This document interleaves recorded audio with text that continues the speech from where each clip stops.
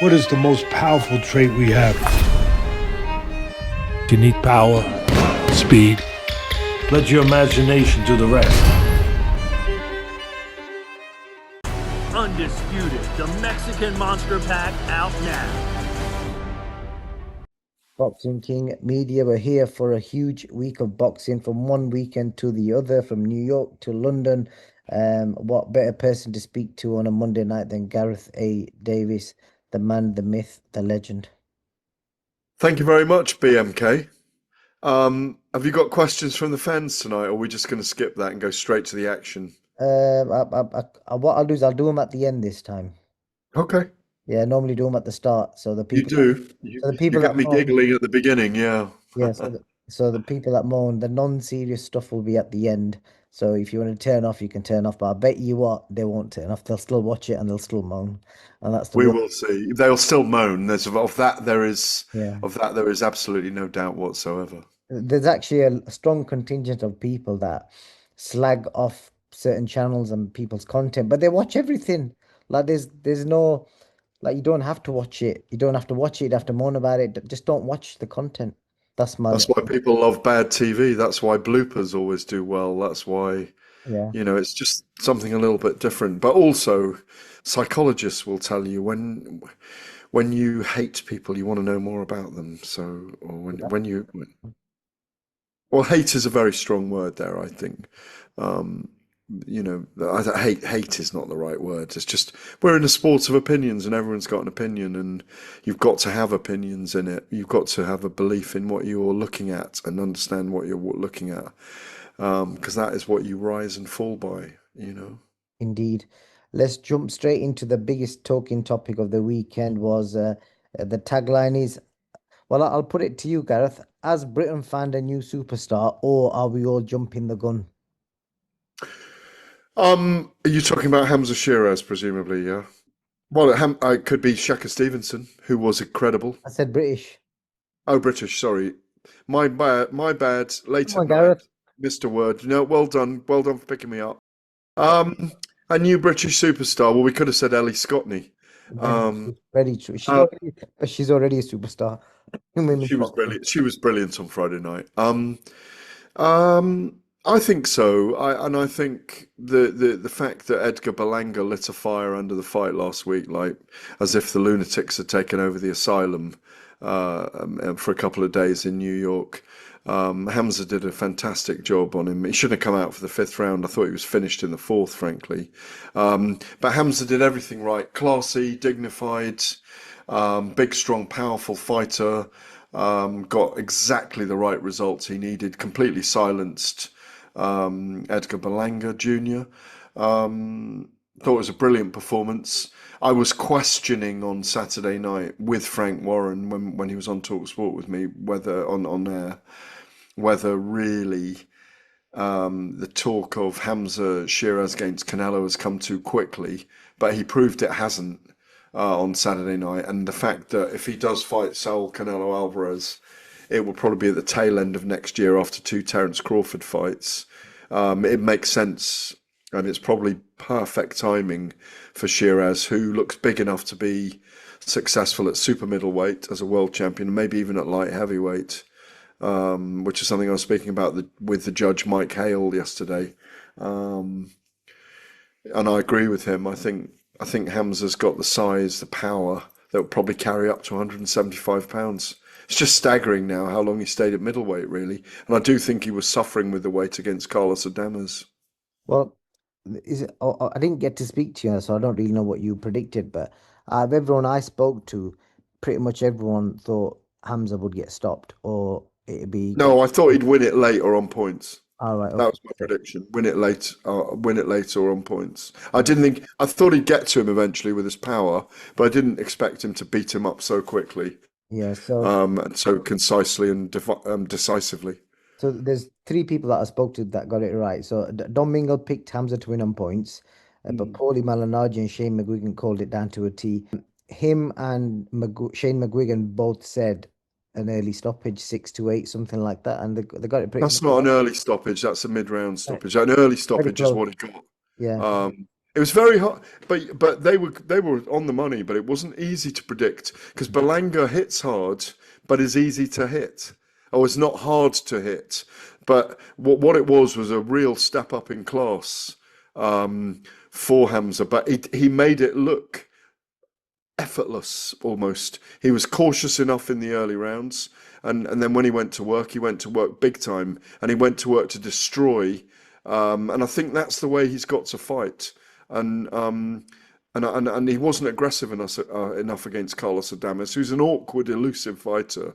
But I think, they're calling him the king in New York now, aren't they? And then he's going to get a good American following. Belanga made a lot of noise that helped him.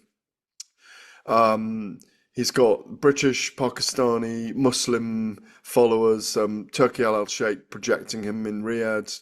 So, Frank Warren behind him saying that they are going to really push this guy, that he's the new face of boxing in Britain outside the heavyweight division, of course, where Frank's got 8 of the top 12. So, onwards and upwards for him. Great group of guys in the background. He's picked up all the bad guy of his father, Kamran, because he used to be a bad boy. And he's taken on... He's taken all of it into his training camps, his life. Responsibility early, and I think I seem like I get the idea that he had to grow up quick. Well, Dad was in prison. Cameron's a wonderful man. Bowled Brian Lara and the West Indies out for Gloucestershire as a quick bowler. You can see where, yeah, he did. He got 7 for. Got Brian Lara and group of, I think he got 7 for against the West Indies when he was opening bowling for Gloucestershire. That's before his crime days, before he went to prison. You should read my book. It's all in there in the book. I've done a big essay on Hamza and his dad, who are wonderful to be around, as you know. Kamran is a fantastic father and man. Adil, his agent and manager, is a great guy to be around. He must be his agent, I think, because Spencer Brown's his manager. Yeah, he handles all his commercial stuff, and he's a great guy. Can't say anything bad about him. Yeah, very, very good to deal with. But Hamza has got that fast twitch fiber that his dad had as a quick bowler. That's what I equate it to now, because I can imagine Hamza being a quick bowler, by the way, getting a lot of steepling bounce. And now I'm trying to remember, is he Rajput tribe? So he actually ticks a lot of diversities. He's British born. His dad's of Pakistani origin, and his mum is of Indian origin. Oh, that's right. She's Indian. Yeah. So yeah, very interesting. Yeah, I hope the fans can get behind him. I think we've generally got a fighter that we can all get behind, because everyone's always talking about the next big names, and thankfully we've got quite a few. We've got him, we've got Ben Whittaker, we've got Adam Azim, we've got Dalton Smith. I think boxing's in a good place. Well, I think he can have fights with the likes of Callum Simpson, Ben Whittaker. He can have those fights at light heavy that'll be really good in Britain as well. But right now, I mean, the hot topic is him and Saul Canelo Alvarez. And like I say, if it plays out properly, as I just mentioned, the highways that they're both on, we could see them fight at tail end of next year, whether that be in Riyadh or the UK. But it'd be brilliant if it was in the UK and Canelo fights in a big stadium here. When we've got this stadium fight coming up this weekend, we've got return on September the 20th. If Conor Benn ends up fighting Shakur Stevenson in the stadium here, that'll be brilliant as well. Tyson Fury and Anthony Joshua, Fury and Usyk again, starting to build next year, isn't it? Canelo and Sheeraz here next year. We're not doing too badly in boxing at the moment. We're on much bigger roll than they are in America. Yep, and don't forget Eubank Jr. could be fighting Hamza as well. So there's so many options. Moving on to this, it's a dangerous fight for Eubank Jr. right now. That is. I'll let you say. By the way, Eubank Jr. will not try and fight Hamzah Sheeraz. I'm telling you now, will try and not fight him. Doesn't make a lot unless he's getting 10 million for that one. He may end up. I'm not trying to be disrespectful here, but it doesn't make a lot of sense for him to fight Hamzah Sheeraz. Stop picking your ears. Okay. Right. Moving Does on. BKM pick at their ears? Yeah. Yes. What you wait till we speak about the fans' questions. They're not questions. They absolutely hammered you this week. Over what? I'll tell you in a bit when we get to it. Okay, go on then. So the last bit talk we want to do is the show this weekend coming. In fact, Yeah. actually, before we do, it'd be unfair of me not to mention Ellie Scotney because she's an incredible fighter. I watched a fight. First time I've probably watched a fight in full because I thought on paper this is a really good fight, two champions, and she's incredible. And I put a tweet out that could she be the next Katie Taylor type character? Just that quiet fighter that just goes along and just gets the job done every time, and is pretty much unbeatable.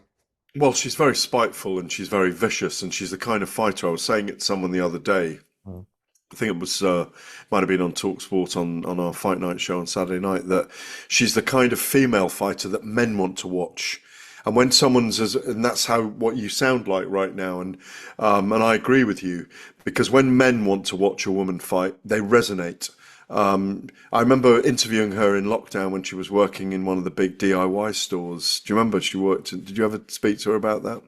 Yeah. And she used to run to work in the biggest one, I can't remember what it's called. It might begin with a B and end with a Q. Yeah, do you know the one with "and" in the middle, Yeah, without giving them advertising? yeah. Because I know you're sponsored by lots of people. So, but she's always been a delight for me. I love the fact she spoke out about Georgia O'Connor and gave her a memoriam after winning. It was the best performance of her career. She boxed when she needed to box. She fought when she needed to fight, and she was up against a very formidable fellow female fighter. And the truth is, she looked leagues above her. A woman that I think she'd been in against Serrano and others, and she looked leagues above her. And I think that kind of Ellie Scotney could beat Amanda Serrano, and that's a fight she should be chasing. Yeah, that'd be a fascinating fight if he gets Over here, get Jake Paul involved, get Ellie over here in a big stadium fight against Amanda Serrano. I think it'd be brilliant because the two styles would be extraordinary, and I think Ellie might even win that. Well, he's your mate, any Jake, so you can put the call in and see if he can do it for you. He's in the book as well. Is he? I know. He's got some free plugs here for Gareth's book. I'm What, Call of the Warrior? Yeah, I'm gonna have to start charging him for these shout outs. So Gareth, the show this weekend. Before we talk about the main fight, a fight that's really intriguing on the card is Lawrence Okolie versus Kevin Lerena. I really rate Lawrence for taking this fight because he could have sat around and waited for these belts to get dismantled, but he's going in against a really live. It's probably a 50-50 on Becca. I really rate Kevin Lerena. I think it's a really dangerous fight for anyone. Yeah, he's a lot shorter. Obviously, he put Daniel Dubois down 3 times, didn't he, on the undercard of, I want to say, Tyson Fury and Derek Chisora. He woke up the beast in Daniel Dubois. He did wake him up, but Daniel was with Shane McGuigan at the time. He had an injury. He does look like he got an injury and it stopped him, but he went to work and stopped Lerena in the 4th, I think, from memory. But Lerena is dangerous. I know Kevin quite well. I've got a lot of time for him. Fantastic character. Tragically, his mother passed away, if you recall, when we were in Riyadh at one of his fights last year. I think he might give Lawrence Okolie trouble for a few rounds by going in and under Lawrence's jab. But when that big right hand lands from Lawrence Okolie, he'll know about it. And Lawrence is a very big man now, not a cruiserweight or a bridgerweight world champion. And I expect him to win inside 8 rounds by stoppage. Okay, it's an interesting call that. Looking forward to But that. Lerena could go in and under his jab and make it very awkward for him for a while. But Lawrence has got a lot about him, and I think he'll be successful in the heavyweight division. I agree with you. It's a really interesting fight. Indeed. The main event, Alexander Usyk, Daniel Dubois, the big rematch. I tell you what tactics do you think, Gareth? So here's a question for you. How do you think both men are going to try and win this fight? Usyk will be Usyk, and he will work his way the 3-step, the right hand wand. See this? That. Yeah. He'll be doing that. He'll be doing the 3-step. He'll be looking for angles for his left hand early on. He's very left-handed at times. He'll create angles. He'll move and he'll try and frustrate Daniel Dubois. Daniel Dubois, he will just try and nullify Dubois being explosive early on, and he will be powerful and explosive early on, and he will go for it like he did in the first fight, by the way, because I think he had some successes, not the fifth round and the low blow, but I was watching that fight from ringside on the ring apron as part of the broadcast for TalkSport, and I remember distinctly saying that he was impressing me. Dubois was impressing me with his tenacity. He's got to be tenacious in this fight. He's got to look to unsettle, maybe even drop Usyk by the sixth round. Because if he doesn't, I think his ring generalship, his IQ, his ability to adapt, his ability to make people miss, his toughness, his ability to counterpunch. I think as the rounds go on, I'm not saying this is what I want to happen, but this is what I think will happen. As the rounds go on, I think Usyk will win round after rounds 5 and 6. And I think he'll demoralise and nullify a lot of Dubois' work, and he might even stop him later than the 9th this time, but maybe in the championship rounds. I see Usyk winning on points or by late stoppage. But I'm also saying Daniel dangerous early. Make one pick. One. Usyk points. Okay. Oh no, one pick. Usyk points. Secondly, but I could see Usyk winning by stoppage as well. Okay, but you late in the fight, not early. Usyk points is what you're going for then. Usyk points, yeah. Okay, interesting. Well, that's my official pick for William Hill and others. So okay, you know. when Sunday morning, what do you think Usyk does? Does he retire or does he give up belts? No, he goes on. He's just he saved himself a bit of money by ditching Alex Krassyuk, which I'm very unhappy about for Alex. Are you gonna ask him about this tomorrow on the round tables? Yeah, he will be asked that, whether it'll have an effect or not. I mean, I've spoken to Mr. Krassyuk as well, and they've parted ways amicably. There's nothing bad around it, but obviously it's Usyk's decision. Alex Krassyuk is not here this week, I can guarantee that, which I think is a shame. We'll miss him because he's become a fixture for all of us. He's a great guy to deal with, and I just hope for Usyk that he doesn't find something missing in the jigsaw as the week unfolds, because Krassyuk doesn't leave a stone unturned for his people. He's a very shrewd and very smart operator who gets all the games that are going on. I don't think there'll be tons of mind games this week. We've seen that Usyk is very hard to push out of shape. We might get a little bit of the "you cheated me out of victory" again from Usyk, from Dubois and Don Charles. I don't think he did. I think he milked the moment, but I don't think he cheated. Because he didn't make the decision that it was a low blow. That was done by the referee. So you can't blame him. But I think it's going to be an interesting week. I think both men will be in their own lanes. If Dubois wants to do a little bit of pushing and shoving, and that might be nice. It was a little bit, I don't know. It was like rehearsed when he pushed him on the pitch at Wembley. When he pushed Usyk, it was almost like he felt he should, rather than there was any ire coming out of him or anger coming out of him. But it's going to be a big week. It's going to be great fun. It's going to be great to be around it. 90,000 people are going. These are great occasions. Box Park will be replete with fans all week. I'm doing a little gig with Tyson Fury, I hope, on stage on Saturday at some point. He's at Box Park. Lots of other stars are there. It's a great celebration of British boxing again. And when you think that Frank Warren's got 8 of the top 10 heavyweights in the world, I mean, it's unbelievable from where we were. When these two fought 2 years ago or 22 months ago, the fact he's got Okolie. Oh no, maybe does he have Okolie? No, he's with the. No, he doesn't have Okolie. He's got Kabayel. He's got he's got Fury. He's got Dubois, Parker, Zhang, Wardley, Taumer. I thought he had some kind of deal with Okolie, but he doesn't actually, because I've heard him and Billy Nelson go at it as well. So Um, but Adelaide he's got, hasn't he, as well? Who's in a big Um, fight as well. mm. Which, but yeah, so fascinating chat as always, Gareth. Before we go, we did promise that we're going to go through some fans' opinions about Gareth.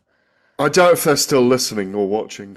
Well, the ones that are still watching, please let us know in the comments if you stayed on to listen to this bit, and if you have got any more questions or thoughts about Gareth, do share them because we do like to go through all of them, as long as they're not too explicit. You love the explicit ones, you bloody liar. Yeah, well, I'm always having to close them down. yeah, I think you secretly enjoy it, but I'll start off. Oh, I don't secretly enjoy it at all. I just think the fans are wonderful to ask questions, not the ones where I'm. No, I mean closing the fridge door with my hips always makes me laugh. But no, the ones where I'm, you know, I don't know how to put it, cleanly. Quirky behavior. But Yeah, yeah. the first statement about it is a positive one, but then after that, I will pre-warn you, it's all downhill. Come on then, let's get it done How because I can got to get back to writing. how can anyone dislike Gareth? It's beyond me. That's from Lennon. Well, thank you, Lennon. I completely agree with you, obviously. Yeah. But thank you for your kind words. Right, so that video we did of you and Connor Ben in Istanbul, where I was chatting to Connor and he came along, and then you had a bit of a conversation. I carried on recording. So there's a lot of opinions So about you were originally talking to him, not me, yeah? yes, and then I think you were just hovering with your fucking phone. yes, well, You weren't recording it till I started talking to him. yeah, well, this is what they're Come saying. on, let's be honest about this. It was beautifully filmed, Well, by the way. it wasn't talking according to the fans. So what you said to Connor has been described in a various amount of ways. So one statement here from Johnny Connor, he says Gareth A. Davis doing some serious brown nosing in front of Connor. If Connor loses again, he'll be slagging him off. Gareth Davis has more faces than the Big Ben. What, only four? Um, well, the truth is, I was having a conversation with Conor Ben, and all I was doing, I wasn't brown nosing him at all. I was listening to his opinion. Which is what we do. I was garnering his opinion. I was asking him questions and garnering his opinion. I wasn't going up to him. This is where the armchair observers get it wrong. We don't go up and pick rows with people. I only pick rows with the likes of Carl Froch and others who are patently wrong over things that they say, who are trolling. I don't pick a row with Derek Chisora. I just have fun with him. If Derek's got something to say, he might say it on air next to me, but it doesn't mean I have to disagree with him if I don't agree with him. Oh, He's just talking to giving. Derek, Gareth, how funny was that in Istanbul when you and Spencer were interviewing him and he said, Spencer goes, "What you coughing about?" I think you said, and he goes to Spencer, "You smell of BO, you effing cunt." I think he was talking to me. Well, whoever he said it to, he said to you, Yeah, well, he's wrong because I smell good, believe me. that was a hell And of that was. but when Derek goes off on one like that, we've learnt to enjoy him. It does numbers. Yeah. It's great fun. I mean, I've been around Derek a lot, and you filmed me and Derek for fun. Because you go, oh, something's going to kick off here in a kind of entertaining way. And all I was doing with Conor Ben was getting his point of view up. I mean, come on, full disclosure, I didn't even know it was being recorded, did I? Yeah, and when you found out, you gave me a good telling off. But there's more yet. Gareth, There was a reason for that, no, but I wasn't but I want to correct it. I was not brown nosing. well, I there's was more yet. I was letting him vent about his opinion. Well, there's more. Gareth, could you possibly suck up any more to Connor? That's from Paul Newton. And then Leaf adds on to that. Did you book a room in Istanbul together? Uh, You answer that. yes and no. I could. I'd like to have had a longer conversation with him. I had a few conversations with Conor Ben during those days in Istanbul. He didn't want to speak to TalkSport, even though I've made it up with him after him slapping the microphone. But he was selective, let's say, over who he spoke to and who he didn't in Istanbul, which was, I've got to say, a magnificent 3 days, wasn't it? It was incredible. Gareth has Yeah. more faces than the town clock. Well, hang on, he's stealing the line from the guy who says I got more face than Big Ben. There's only 4 faces there. I don't know what they mean by that because That's I David. don't. But what you don't do when you working in our industry is you can disagree with people, but you don't walk up to them and have a row with them because they won't talk to you to the next time. And I think I'm very fair in my opinions about people anyway. And I'm only at a level 6 of 10 all the time. Some of these questions tonight are just diabolical. These statements from the fans tonight, they're just because you did a Oh yeah, fantastic little interview. there's more yet, mate. You got No, they're not really diabolical. They're quite amusing. Go on yeah. then. Give me more flack. It does not matter what your name is, username is saying you're a grease ball. Have you been called a grease ball before or not? Oh, well, I don't even know what a grease ball is. So, I mean, I'm slimy with the fighters. Is that what it means? Or I'm gonna have to Google that meaning of grease ball. Let's go find on, out. Google grease ball. It's And not what I'd normally call someone. yeah, we'll leave it on this meaning of Slippery, probably slippery. in a literal or humorous way, it can describe someone who looks sweaty, oily, or dirty, Oh, well, that's more like you than me then. often because of physical work That or looks. mental hygiene.